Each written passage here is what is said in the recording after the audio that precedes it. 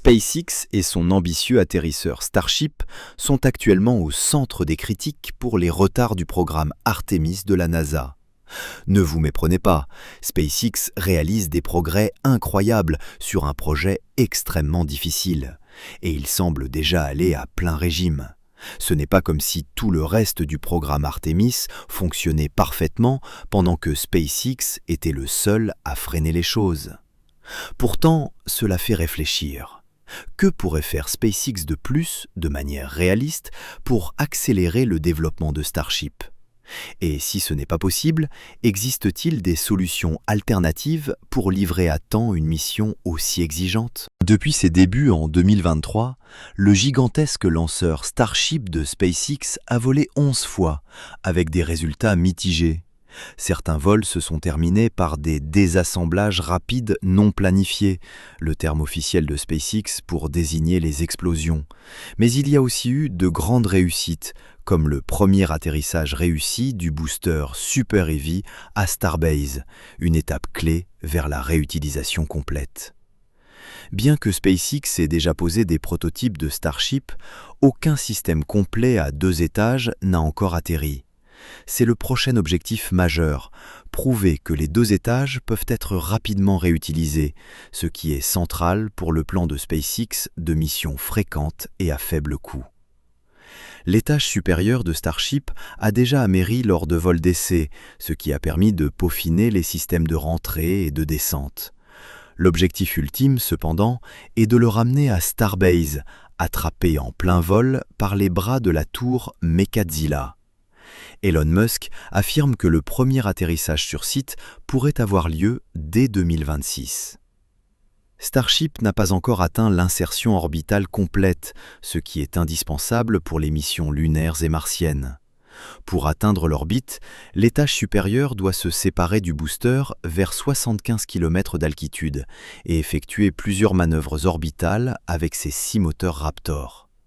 Un vrai vol orbital pourrait avoir lieu en 2026, suivi de la partie la plus difficile, survivre à la rentrée et atterrir en toute sécurité à Starbase.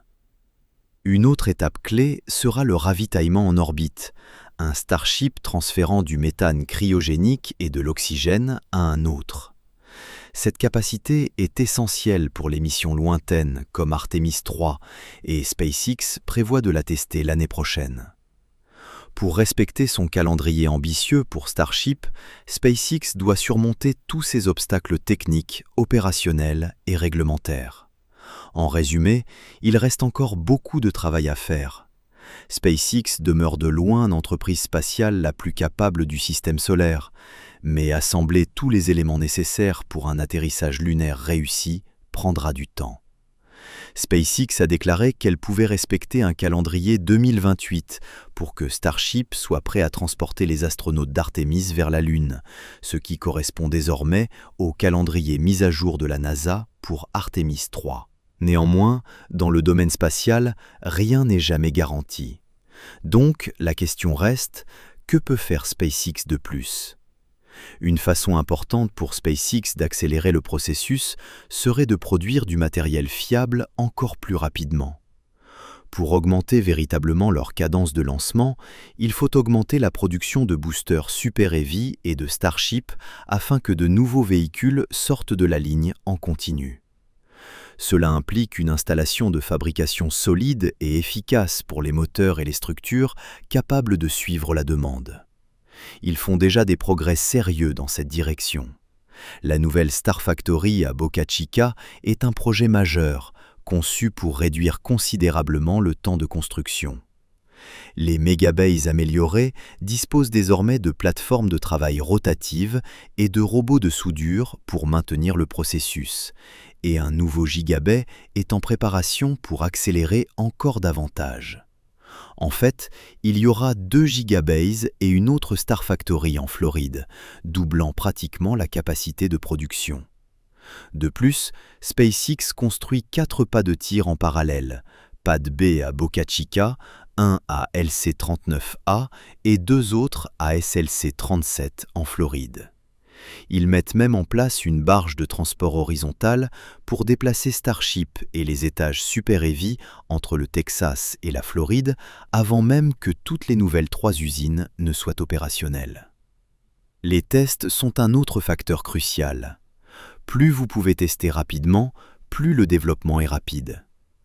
L'expansion de l'installation de tests de moteurs à McGregor leur permettrait de faire tourner plus de moteurs Raptor en parallèle, notamment les Raptor 3 plus récents. Je ne sais pas où ils en sont exactement, mais davantage de bancs d'essai et de personnel qualifié pourraient réellement réduire des mois de développement. L'installation de Hawthorne pourrait aussi devoir s'agrandir. La production de Raptor ne semble pas être un goulot d'étranglement pour l'instant, mais si le rythme continue d'accélérer, cela pourrait devenir problématique. Ensuite, il y a l'aspect humain. SpaceX a besoin d'une multitude d'ingénieurs, de soudeurs et de techniciens hautement qualifiés, et il n'est pas facile de trouver autant de personnes avec ces compétences spécialisées. Ils pourraient très bien ouvrir leur propre académie de formation, accueillir de nouveaux diplômés et les former en interne. Ils modernisent déjà le site d'essai Massey après l'incident du Ship 36, mais ajouter un autre pas d'essai là-bas pourrait être judicieux. 2 zones de tir statiques pour les vaisseaux signifierait qu'une pourrait être hors service pour maintenance sans ralentir le calendrier. Et imaginez s'ils pouvaient tirer des boosters ailleurs que sur le site principal. Cela libérerait le pas pour les lancements. Il faudrait un grand fossé à flammes, certes, mais pas à l'échelle complète d'un pas de tir complet. Peut-être pourrait-il le construire à côté de Massey, sur le même tronçon de route. Même les petites questions logistiques s'additionnent. Une nouvelle route entre le site de construction et le pas de tir faciliterait la vie. La fermer pour les déplacements des fusées sans le drame constant de l'accès à la plage, et maintenir le flux de personnel pendant les longs roulages. Une zone de stockage plus proche du pas de tir aiderait aussi pour garer du matériel lourd ou même un Starship en attente de son tour. Et honnêtement, la vie à Starbase elle-même pourrait bénéficier de quelques améliorations. Ils ajoutent déjà des appartements et une salle de sport, mais plus de commodités seraient très utiles, comme une pizzeria capable de nourrir des centaines de personnes, quelques cafés supplémentaires ou une navette entre les sites toutes les 15 minutes. Si davantage de personnel pouvait vivre sur place plutôt que de faire la navette depuis Brownsville, cela rendrait probablement les opérations plus fluides. Sur le plan plus administratif, SpaceX doit également garder la paperasse aussi fluide que les fusées. Obtenir et maintenir les licences de lancement est essentiel pour rester dans le calendrier. Chaque nouvelle version de Starship doit être approuvée par la FAA, et si ces licences sont retardées, tout le programme de test s'arrête. Un processus réglementaire stable et prévisible ferait une énorme différence pour maintenir les lancements les uns après les autres. Il y a aussi l'aspect environnemental. Starbase au Texas est étroitement surveillée pour son impact écologique. Débris, gaz d'échappement, bruit attirent l'attention des régulateurs fédéraux. SpaceX doit rester vigilant sur ces sujets et travailler en étroite collaboration avec les agences concernées pour que les opérations se déroulent sans accroc. Plus ils peuvent traiter rapidement ces préoccupations, moins les examens environnementaux risquent de bloquer les progrès. En fin de compte, il est difficile d'imaginer SpaceX aller encore plus vite. Ils travaillent déjà à un rythme fou, construisant de nouvelles usines, de nouveaux pas de tir et testant sans arrêt. Mais connaissant SpaceX, s'il existe un moyen de gagner quelques jours supplémentaires, ils le trouveront. Je crois que Starship sera un jour capable d'envoyer des humains sur la Lune et de les ramener, peut-être même seuls. Mais avec l'insistance publique de Sean Duffy, qui ne laissera pas la Chine devancer les États-Unis sur la Lune, il est logique d'avoir un plan alternatif, au cas où. Une idée qui circule est une version plus courte de Starship qui pourrait faciliter les missions lunaires. 2 des principaux défis du Starship actuel sont le nombre de ravitaillements nécessaires et sa hauteur, ce qui rend l'atterrissage sur un terrain irrégulier difficile. NASA n'a pas vraiment besoin de la capacité massive de Starship à poser 100 à 200 tonnes sur la Lune. C'est bien plus que ce que la mission lunaire nécessite. Le point clé est que le Starship HLS ne devrait probablement pas gérer son propre allumage de Translunar Injection, TLI. Cet allumage oblige l'atterrisseur à transporter une tonne de propergol, environ 20 à 25 tonnes de réservoirs et de structures supplémentaires utilisées une seule fois pendant la mission. Après le TLI, Tout ce poids supplémentaire devient un poids mort, rendant la descente, l'ascension et le retour lunaire moins efficaces à chaque étape. Alors, que se passerait-il si l'atterrisseur était plus court et plus léger parce qu'il n'avait pas à effectuer son propre TLI?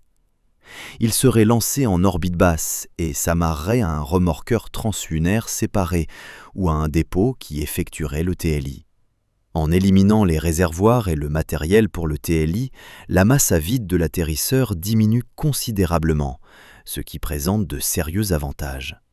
Le véhicule serait plus court, avec un centre de gravité plus bas, rendant les atterrissages plus stables et simplifiant des éléments comme l'ascenseur pour l'équipage. Il disposerait de plus de marge de ΔV pour le trajet entre l'orbite NRHO et la surface lunaire, ce qui signifie plus de flexibilité et de marge d'erreur.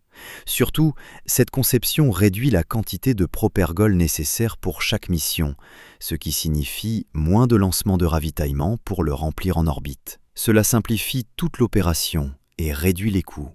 Bien sûr, c'est encore une idée approximative. Cela impliquerait de construire une nouvelle version de Starship et d'ajuster légèrement le profil de mission, et on ne sait pas si la NASA serait d'accord.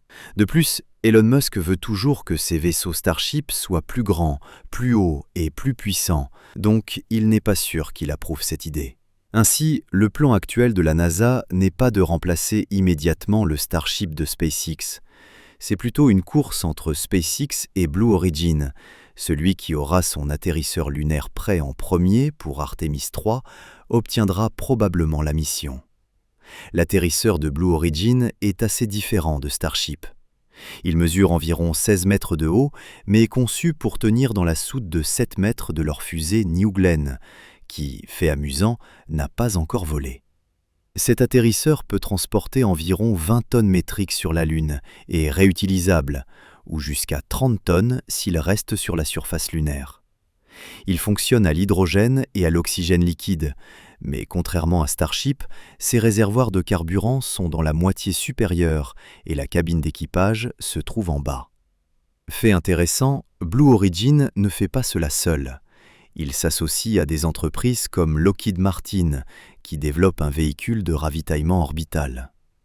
D'autres partenaires s'occupent de l'amarrage, de la navigation et du déchargement de la cargaison. Pour l'instant, le Human Landing System a une mission principale: transporter les astronautes vers la Lune et en revenir en toute sécurité. Les premières missions se concentreront sur cet objectif simple: fournir un transport et un habitat temporaire pour quelques jours sur la surface lunaire. Cela leur donnera un endroit sûr pour vivre, travailler et se protéger des radiations pendant leur mission scientifique. Au fur et à mesure, le HLS prendra un rôle plus important. La NASA envisage déjà des séjours plus longs sur la Lune et même les premières étapes pour établir une présence permanente.